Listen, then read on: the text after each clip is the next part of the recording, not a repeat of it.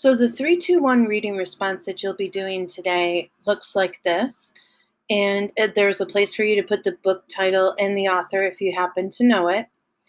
It is already set up with text boxes for you. If you are in Seesaw and you can't double click into the text box, just choose the text tool to type. So my book is called Those Shoes by Maribeth Bolts or Belts. I'm not sure which one.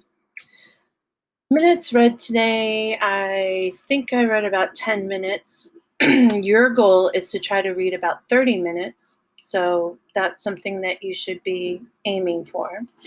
So I'm going to type in here 30 or 10 minutes because that's all I actually ended up doing. Tell 3 things that happened in the part you read today. So I have plenty that I could talk about. One is that Jeremy, use the names of the characters if you can.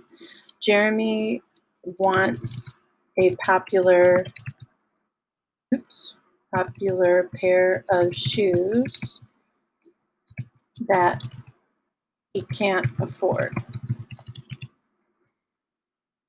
2, his grandma,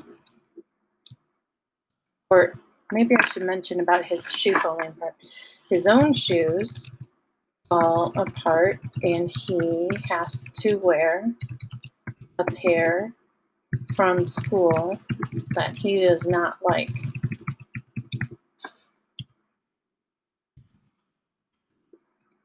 Jeremy buys a pair from a thrift store, but they're too small, and he eventually gives them to his friend Antonio. So those are 3 things that happen in the story.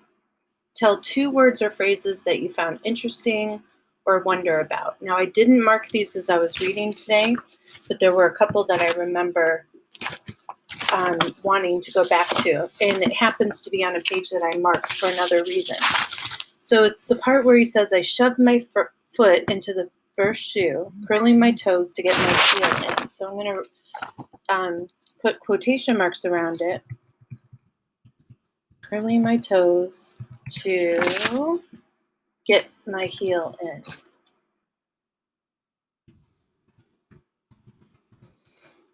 And then end quotation. I'm putting quotations around it because these are words directly out of the book, and we want to make sure that we acknowledge that by using quotation marks.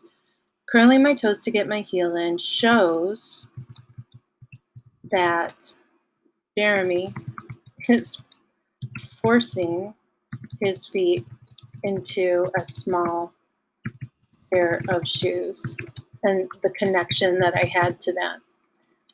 So I'm going to put in, I connected to that part. Okay. And then there was another part that I was thinking of. That was also good. Oh, it was about the tape on Antonio's shoes. A loose piece of tape on Antonio's shoes smacks the concrete every time he jumps.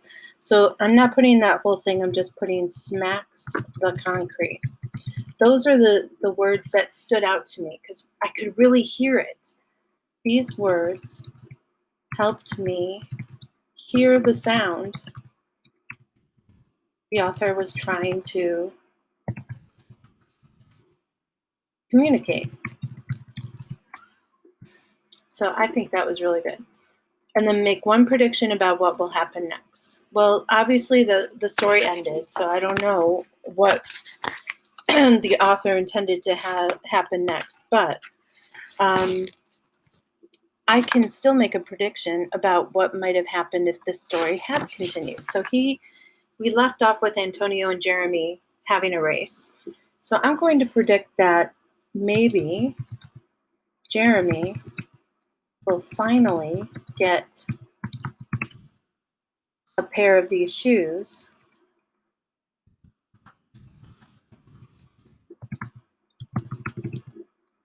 for his birthday, or it's winter, so maybe Christmas is coming up, or a holiday, or for a holiday present. And I won't ever know if that's the case. That's just what I'm predicting will happen next.